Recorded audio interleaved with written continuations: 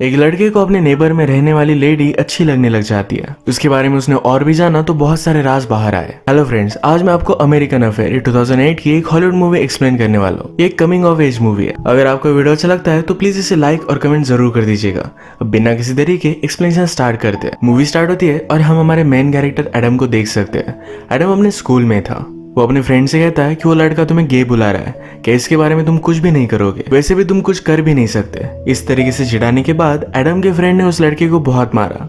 जब ये फाइट खत्म हुई तो एडम को भी मारता है। एडम एक कैथोलिक स्कूल में पढ़ता है तो वहाँ की सिस्टर वहाँ पर आई और इन दोनों को लेकर जाती है। इन दोनों को एक दिन के लिए डिटेंशन में डाल दिया गया था। एडम का फ्रेंड उससे बहुत ही गुस्सा था क्योंकि उसकी वजह से फाइट हुई थी। एडम भी रियलाइज करता है कि उसका ये करना बहुत ही गलत था तो उसे वो सॉरी भी कहता है। आज जो फाइट हुई थी इसमें एडम का टीथ टूट चुका है। वो घर जाकर इसे ग्लू से चिपका लेता है। रात में डिनर करते हुए कुछ न्यूड मैगजीन्स वो पढ़ रहा था, तभी अपनी नेबर पर उसकी नजर पड़ती है। उसकी नेबर हमारी और एक मेन कैरेक्टर है जिसका नाम है कैथरीन। कैथरीन किसी आदमी के साथ थी। उसने कुछ ज्यादा पहना नहीं था। एडम उसे देखकर एक्साइटेड हो गया। वो अपने आप को प्लीज करता है। वो कैथरीन को लेकर बहुत ही क्यूरियस था। अपनी स्कूल खत्म हो जाने के बाद उस पर वो नजर रखता है। अपनी दूरबीन से उसके घर पर कौन आता है कौन जाता है इसके बारे में उसे पता चलने लग गया। एक दिन जब वो घर पर नहीं थी तो जाकर उसका मेल वो लेकर आया। इस मेल में उसे प्रेसिडेंट कैनेडी का लेटर मिलता है।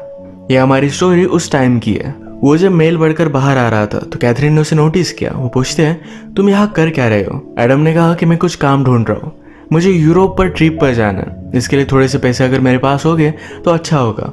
अगर आपके पास कोई काम है तो मैं सब कुछ कर सकता हूँ। कैथरीन ने उसे घर में इनवाइट किया। पूछती है तुम क्या कर सकते हो। एडम ने कहा कि यूजुअल जो भी चीजें होती है, घर का काम, गार्डन, ये सब मैं मैनेज कर सकता हूँ। कैथरीन भी एडम को गार्डन का काम देने के लिए मान जाती है। कैथरीन के घर में उसका और प्रेसिडेंट कैनेडी का फोटो था। कैथरीन कहती है कि वो मेरा फ्रेंड है। प्रेसिडेंट कैनेडी का फ्रेंड होना है बहुत ही बड़ी बात थी। एक बार जब एडम की मदर प्रेसिडेंट से मिली थी तो बहुत ही ज्यादा एक्साइटेड थी। एडम रात में हमेशा कैथरीन को खिड़की से देखता है, उसकी फोटोज भी लेता है। अगले दिन स्कूल में एडम की फ्रेंड फेथ उससे बात करती है।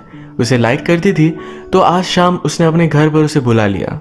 बहाना तो सिर्फ म्यूजिक सुनने का था। ये बात कर पाते उससे पहले वहां पर सिस्टर आ गई। एडम के कान खींचकर उसे वहां से लेकर जाती है।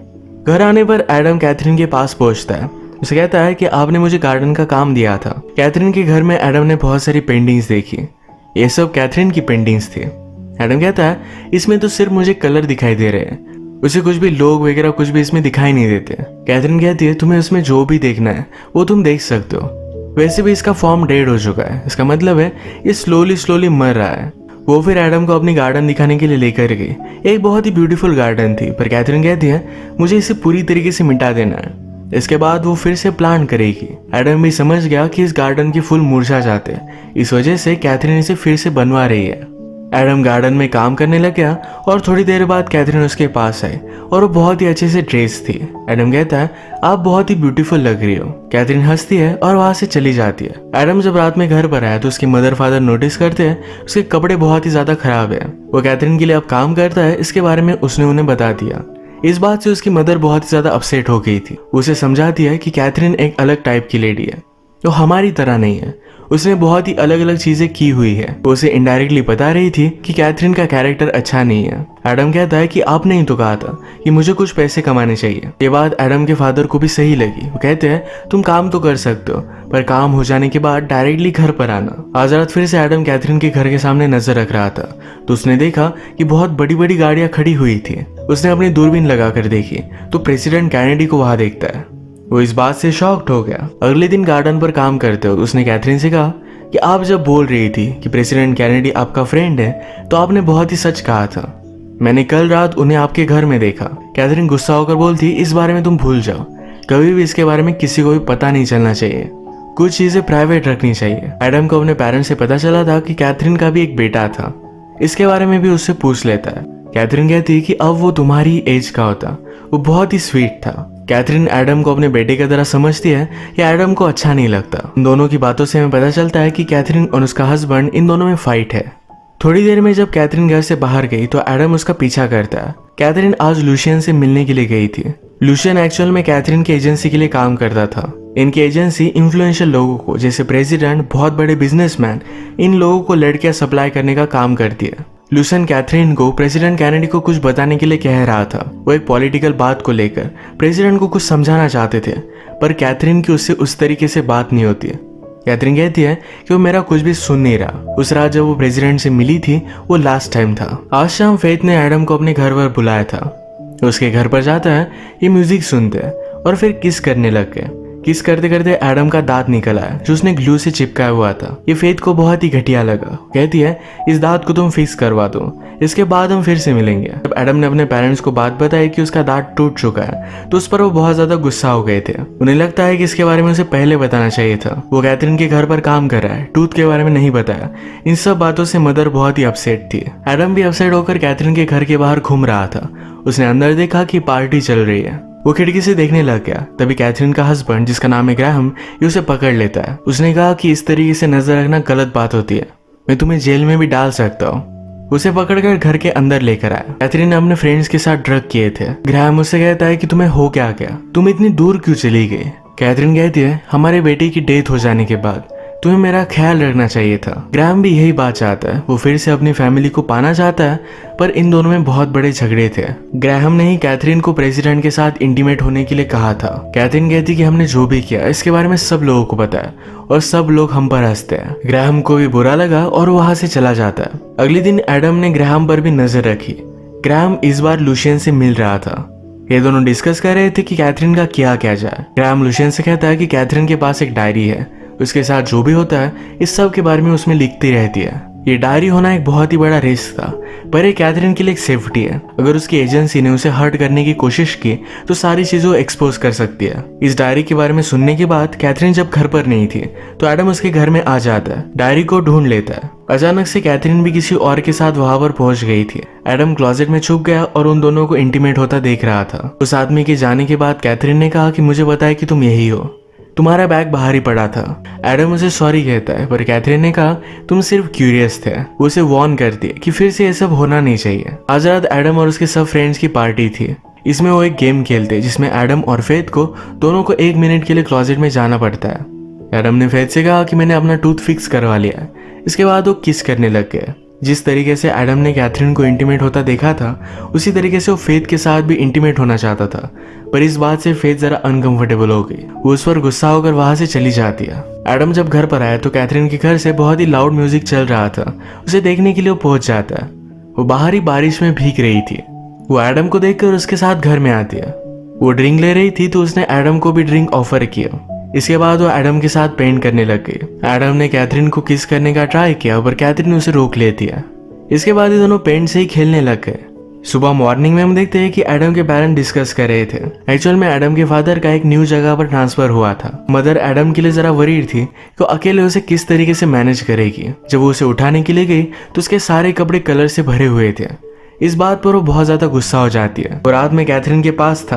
ये बात पता चलने के बाद वो फादर से कहती है कि अभी के भी उसके पास जाओ, उसे कहो कि एडम से कोई भी रिलेशनशिप ना रखे। एडम को कोई भी काम करने की जरूरत नहीं है। फादर जब कैथरीन के पास पहुंचे तो लुशियन वहां पर आया हुआ था।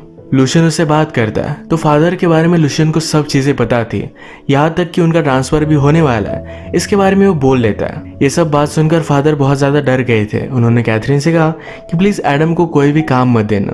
कैथरीन भी इस बात के लिए मान जाती है।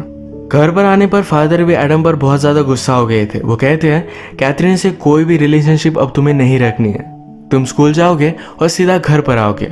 आज लुशियन कैथरीन को समझा रहा था कि तुम प्रेसिडेंट को समझाने की कोशिश करो, कुछ ना कुछ तो चीजें बदलनी चाहिए वरना प्रेसिडेंट को ही बदलना पड़ेगा। कैथरीन समझ गई कि कुछ ना कुछ तो गड़बड़ होने वाली है। उसने प्रेसिडेंट को कॉल कर वार्न करने की कोशिश की पर उसे पूरी तरीके से वो इग्नोर कर रहे थे। रात में वो व्हाइट हाउस पर भी जाकर आती है। वहां के गार्ड से उसने पूछा अगर प्रेसिडेंट को कोई गोली मार रहा हो क्या तुम उसके सामने आ जाओगे।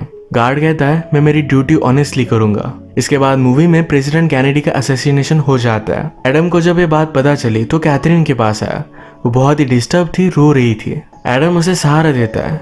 कैथरीन कहती है इसमें मेरी गलती नहीं थी, मैंने उसे वार्न करने की बहुत कोशिश की थी। मौके का फायदा उठाकर एडम कैथरीन के साथ इंटीमेट होना चाहता था पर कैथरीन गुस्सा होकर उसे वहां से निकाल देती है। कैथरीन को पता चला कि उसकी नोटबुक गायब है। ये उसके लिए बहुत ही इंपॉर्टेंट थी। वो एडम के घर पर आई पर मदर उसे बात करती है। एडम से उसे मिलने नहीं देती है। कैथरीन ने कहा कि एडम के पास मेरी एक चीज है, प्लीज उसे वापस करने के लिए कहिए। घर पर कैथरीन से मिलने के लिए उसका हस्बैंड ग्राहम आया हुआ था।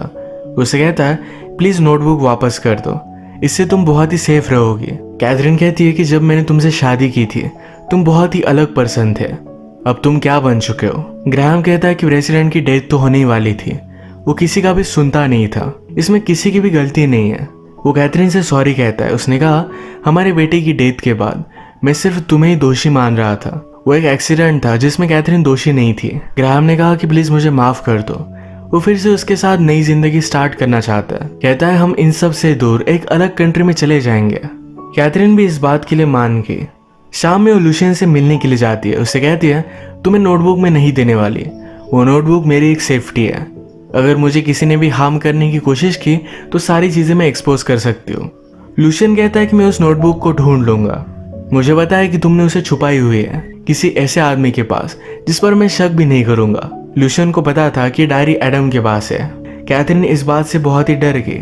वो लुशियन के पास आती है और कहती है प्लीज वो डायरी मुझे वापस कर दो, अब मैं यहाँ से चली जाने वाली हूँ। लुशियन कहता है कि तुम क्यों जा रही हो। वो कहती है कि लाइफ में पर्पस ढूंढने के लिए। मेरा बेटा, मेरा आर्ट, ये सब चीजें मेरी लाइफ को मीनिंग दे देते हैं। जैसे आप बड़े होते जाते हो तो ये चीजें आप लूज करते हो। हमेशा आपको ढूंढती रहनी चाहिए, कुछ न्यू चीजें ट्राई करना चाहिए। ये एडम के लिए एक लाइफ लेसन था। अगले दिन स्कूल से जब एडम जल्दी घर पर आता है तो उसका कमरा तहस नहस पड़ा हुआ था। लुशियन घर पर आकर कैथरीन की डायरी लेकर गया था। एडम कैथरीन के घर पर पहुंचा तो वहां लुशियन है। उसने उस डायरी को जला दिया। लुशियन एडम से कहता है कैथरीन जरा डिस्टर्ब थी, उसने अपनी लाइफ अच्छी तरीके से जी है, और लास्टली वो जरा कंफ्यूज हो गई थी। जो तुमने पढ़ा और देखा इसके बारे में किसी को भी मत बताना। एडम पूछता है कि कैथरीन कहाँ है। लुशियन ने कहा कि आज तो तुम मिलने वाले थे। एडम उसी जगह पर कैथरीन से मिलने के लिए पहुंचा, पर कैथरीन की नीचे गिरकर डेथ हो चुकी थी। कैथरीन के हस्बैंड को इसके बारे में पता चलने के बाद उसे भी बहुत बुरा लगता है, पर लुशियन के खिलाफ वो कुछ कर भी नहीं सकता। कैथरीन की डेथ के बाद एडम बहुत अपसेट था। स्कूल में अपनी फ्रेंड्स के साथ उसकी बनती नहीं थी, क्योंकि फ्रेंड्स के बीच में उसने फाइट लगाई थी। उसके फ्रेंड्स मिलकर उसे बहुत मारते हैं। उसने जो भी किया इसका उसे बहुत रिग्रेट होता है। घर पर आने के बाद उसे कैथरीन से एक कुरियर मिला। उसने मरने से पहले एडम के नाम पर एक कुरियर कर दिया था। इसमें पेंटिंग के अलग अलग पार्ट्स थे। इस पार्ट्स को जोड़ने के बाद एडम की पिक्चर बनी। कैथरीन के डेथ के बाद एडम को समवॉट एक क्लोजर मिल जाता है। इस एक्सपीरियंस से वो सीखेगा और आगे बढ़ेगा। इसी के साथ ये मूवी एंड हो जाती है। अगर आपको वीडियो अच्छा लगा तो प्लीज इसे लाइक कर दीजिएगा। ये बहुत सारे मूवीज लेकर आते रहता हूँ, तो प्लीज इस चैनल को सब्सक्राइब कर दीजिए और बेल नोटिफिकेशन आइकन दबाना मत भूलिएगा। हम फिर से मिलेंगे और एक नई मूवी के साथ। तब तक के लिए थैंक यू और आप अपने आप का ख्याल रखिए।